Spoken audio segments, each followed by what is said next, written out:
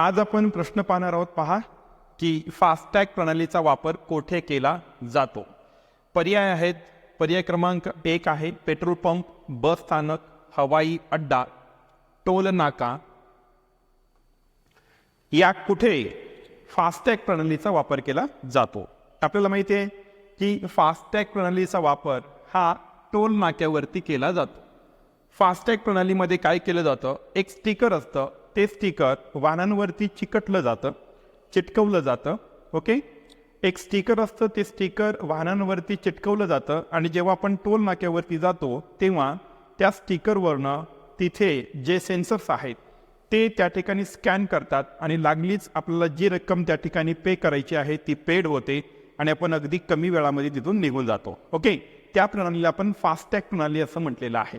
तर पहा, ही प्रणाली जी आहे ती टोल नाक्यावरती उपयोगात आणली जाते आणि या प्रणालीचा उद्देश काय आहे, म्हणजे फास्टॅग हे कोणत्या उद्देशासाठी उपयोगात आणलं जातं? तर त्यामध्ये पहिला उद्देश पहा की जे राष्ट्रीय महामार्ग आहेत त्या राष्ट्रीय महामार्गावरतीच हे टोल नाके असतात। आता टोल नाके का असतात, कशासाठी ते असतात, हा एक वेगळा विषय आहे, त्याच्यावरती आपण वेगळ्या व्हिडिओमध्ये बोलूयात। इथे पहा की हा जो फास्टॅग प्रणाली आहे, या फास्टॅग प्रणालीचा उद्देश काय आहे नेमका? तर उद्देश आहे की जे राष्ट्रीय महामार्गावरती टोल नाके आहेत या टोल नाक्यावरची गर्दी कमी करणे। टोल नाक्यावरची गर्दी कमी का करणे?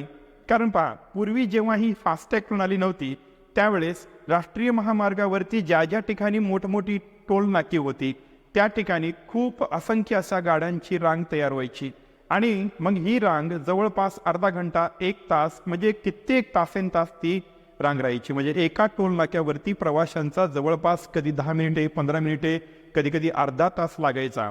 कारण त्या ठिकाणी काय होतं की आपण पैसे काढायचे, पैसे तिथे द्यायचे, मग त्यातनं परत मग ते पैसे आपल्याला परत करायचे, मग ती पावती द्यायची, ती पावती आपण घ्यायचं, पुढे गाडी जायची, यासाठी खूप वेळ लागायचा आणि राष्ट्रीय महामार्गावरील जे टोल नाके आहेत त्या टोल नाक्यांवरती खूप गर्दी व्हायची। म्हणून फास्टॅगचा पहिला उद्देश असा आहे की जे राष्ट्रीय महामार्गावरती असलेली जी टोल नाके आहेत या टोल नाक्यांवरची गर्दी कमी करणे हा आहे।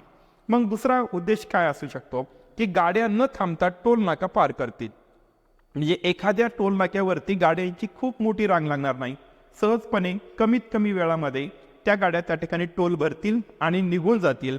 म्हणून गाड्या न थांबता टोल नाका सहजपणे आणि कमीत कमी वेळामध्ये पार करतील, हा पण एक उद्देश होता।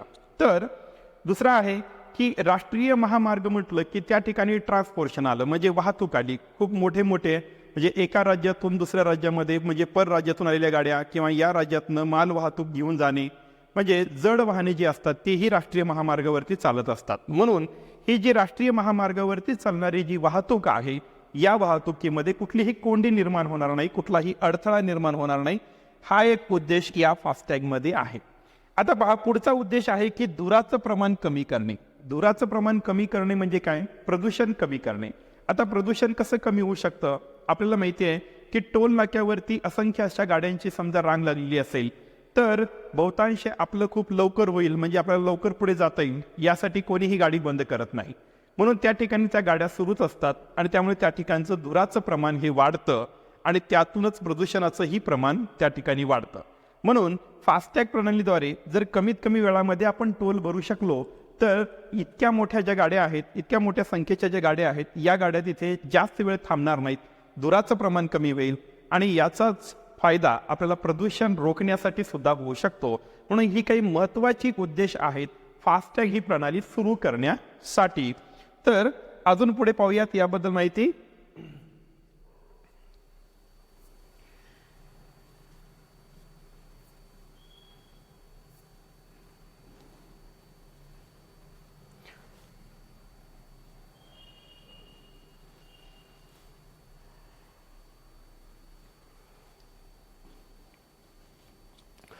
मग पहा, ही फास्टॅग प्रणाली काय आहे? ओके, फास्टॅग म्हणजे काय असतं? एक डिजिटल स्टिकर आहे। फास्टॅग म्हणजे काय आहे? एक डिजिटल स्टिकर आहे जे आपण आपल्या गाडीच्या काचेवरती चिटकवत असतो, स्टिक करत असतो। ओके, हे जे स्टिकर आहे हे स्टिकर RFID या तंत्रज्ञानावरती हे स्टिकर काम करतं, म्हणजे चालतं। मग याच्यामध्ये हे RFID काय आहे तर हे आहे रेडिओ फ्रिक्वेन्सी आयडेंटिफिकेशन टेक्नॉलॉजी. कोणती आहे? Radio frequency identification technology. या तंत्रज्ञानावरती हे जे स्टिकर आहे हे स्टिकर काम करत असतं. हे एक डिजिटल स्टिकर आहे. तर पहा होतं काय की या स्टिकरचा उपयोग केल्यामुळे अजून दुसरे काय फायदे होतात पहा. याबरोबर फायदा आहे की प्रत्येक गाडीचा एक डिजिटल रेकॉर्ड तयार होतो. ओके, प्रत्येक गाडीचा एक डिजिटल रेकॉर्ड तयार होतो आणि त्या गाडीला आपल्याला ट्रॅक करायचं असेल तर तेही अगदी सोपं जातं. हा एक त्याचा अजून फायदा आहे. त्याचबरोबर दुसरा फायदा काय आहे की टोल नाक्यावरती सगळ्यात जास्त जी गर्दी जमा होते ती गर्दी होते की टोल नाक्यावरती असलेले सुटे पैसे किंवा नसलेले सुटे पैसे. ओके, आणि टोल नाका जर तिथे गेला तर प्रत्येक वाहनाची जी काही टोल नाक्याची तिथं किंमत ठरलेली आहे ती वेगवेगळी आहे. त्यामुळे त्या ठिकाणी सुट्टे पैसे खूप चलनामध्ये येतात आणि जर सुट्टे पैसे अवेलेबल नसतील तर त्या ठिकाणी खूप मोठी रांग तयार होते. कारण देवाणघेवाणीची जी प्रक्रिया आहे ती सुलभ व्हायला पाहिजे, ती सोपी व्हायला पाहिजे, ती सोपी होत नाही. म्हणून त्याचा अजून एक फायदा काय होतो याचा की वाहन चालकांना सोबत सुट्टे पैसे व रोख रक्कम जवळ बाळगावी लागणार नाही. पहा, म्हणजे आपल्याला सोबत पैसे असलेच पाहिजेत असं काही नाही. या फास्टॅग प्रणालीमध्ये आपण ऑनलाईन त्यांना पे करू शकतो. आपलं जे हे स्टिकर आहे ते स्टिकर एकदा स्कॅन झालं ऑटोमॅटिकली तुमचे पैसे तुमच्या त्या फास्टॅग अकाउंटमधनं कटतात आणि तिथे पे होतात. म्हणून त्या ठिकाणी सोबत पैसे बाळगण्याची किंवा सुट्टे पैसे सोबत ठेवण्याची आपल्याला तसदी घ्यावी लागत नाही.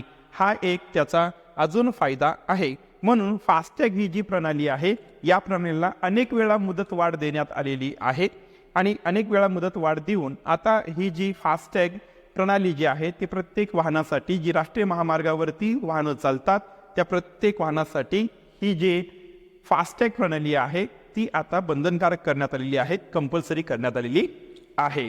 तर यावरती जीके मध्ये आपल्याला प्रश्न पडू शकतात की फास्टॅग प्रणाली जी आहे ती कशासाठी उपयोगात आणली जाते, त्याचे उद्देश काय आहेत, या सगळ्या गोष्टींवरती प्रश्न पडला जाऊ शकतो. म्हणून याची माहिती आपल्याला असणं गरजेचं आहे.